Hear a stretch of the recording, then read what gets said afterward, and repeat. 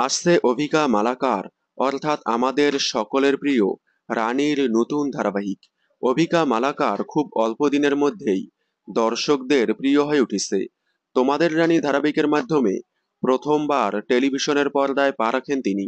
প্রথম ধারাবাহিকেই এত সফলতা পায় যে মাত্র 10 মাসেই হিউজ ফ্যানবেস তৈরি হয়েছে অভিকা মালাকার অর্থাৎ রানীর। মাত্র 10 মাসেই তোমাদের রানী ধারাবাহিকটি বন্ধ হয়ে যাওয়ায় খুবই মন খারাপ করেছে তার ফ্যানেরা। তারা অধীর আগ্রহে আবারও নতুন ধারাবাহিকে দেখতে চায় অভিকা মালাকারকে। তবে এবার হয়তো অপেক্ষার পালা শেষ হতে চলেছে।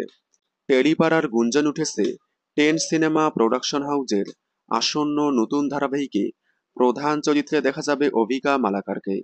তবে তার বিপরীতে দেখা যাবে না অর্কপ্রভ রয়কে। শোনা যাচ্ছে অভিকা মালাকারের বিপরীতে দেখা যাবে নতুন মুখ অভিনেতাকে।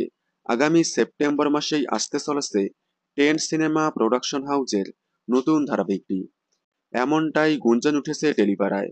তবে দেখা যাক শেষ পর্যন্ত টেন সিনেমা প্রোডাকশন হাউজের নতুন ধারাবাহিকে অভিকা মালাকারকে দেখা যায় কিনা। আপনারা অভিকা মালাকারের নতুন ধারাবাহিক দেখার জন্য কতটা এক্সাইটেড কমেন্টে জানাবেন। বিনোদন জগতের সকল আপডেট সবার আগে পেতে চ্যানেলটি সাবস্ক্রাইব করে পাশে থাকা বেল আইকনে ক্লিক করে রাখুন। ধন্যবাদ।